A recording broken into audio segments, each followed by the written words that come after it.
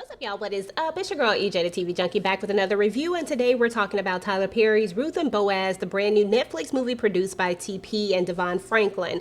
Listen, y'all, I watched this one about 5 times already. Don't judge me, okay? Because it's just that good. Now let's go ahead and get into it.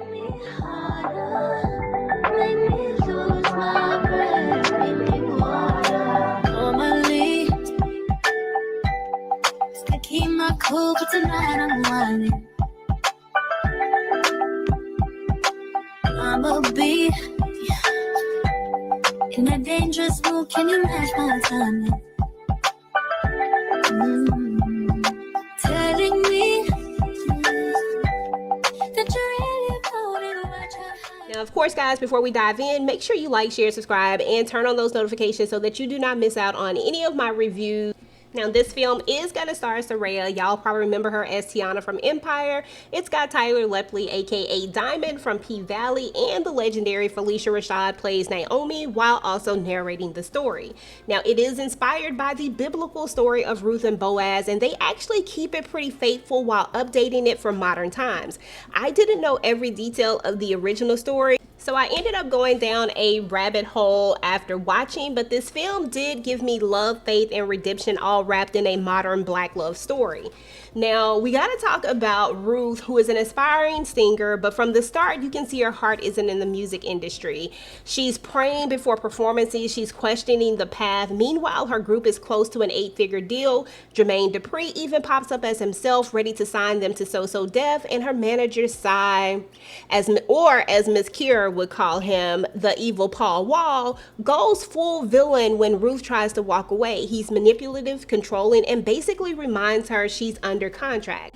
Now, on top of all of that, Ruth's boyfriend Marlon, Naomi's son, has brought the family to meet Ruth. Naomi is not impressed, and from the jump, she has judged Ruth, not even caring what her son actually saw in her.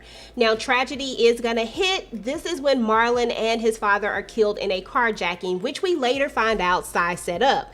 Naomi loses her son, her husband, and her wealth since her husband basically put everything up when an investment failed. Now, she's going to be forced to move back to her family's rundown home in Tennessee.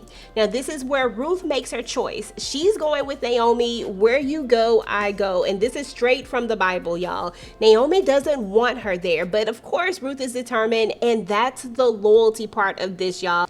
Now, the Tennessee scenes are going to be where this film really shines, y'all. Ruth takes grueling vineyard work, proving herself when people doubted that she couldn't hack it. That's where she meets Boaz, played by Tyler Lepley. Now, from the moment that he sees her, you can tell that he's smitten, but Ruth just isn't easily impressed, which makes it even better. Naomi is still cold, but over time, she's going to soften. Now, Ruth's faith kind of helps bring her back, especially when the church community rallies around them. Boaz shows up big time too, restoring Naomi's house, building a garden, giving them a car, telling Ruth to think of him as God's middleman, y'all. Now, of course, love is going to start to blossom. Cute tea moments, a walk together, courting, even a date where he washes her feet and they crush grapes together. This is one of my favorite scenes. But just like in life, the past doesn't stay buried. Ruth gets filmed singing at a bar, the video goes viral, and Cy tracks her down. He eventually ends up setting Bo's winery on fire, and yes, this is the same winery that Boaz's father has left to him, and they were working on this wine before his father passed away, and this moment is really, really devastating. You could feel his pain. Ruth comforting him in that fire was one of the most powerful scenes. Now, things are going to escalate when Cy tries to drag Ruth back, claiming everything is her fault. Boaz fights him. Listen, y'all, that country boy strength is no joke, okay? I don't know what Cy was thinking, because there was no way he was going to be able to beat Boaz up. But when Cy pulls a weapon, Naomi steps up, y'all. She tells him, "You already took my husband and my son. You will not take my daughter," right? And that's the moment we knew that Naomi truly sees Ruth as family. Now, of course, Ruth has admitted to Naomi what Cy did, and Naomi had to remind her that this wasn't on her, that this was on him. And I love that release for her, because it was absolutely beautiful to see that guilt to be able to be lifted. Now, of course, this is a love story, guys, so we gotta get our happy ending, right? The wine survives the fire against all odds and even wins the award Boaz dreamed of. They named it R&B after Ruth and Boaz, and yes, they end up getting married. This movie, to me, was a beautiful, modern-day, faith-based love story that still honored the biblical roots. Was it perfect? No, but the performances, the love story, and the themes of faith, loyalty, and redemption made it all work. And y'all know, I love love, especially black love, and I'll say it again, I watched it 5 times already, okay? Do not judge me.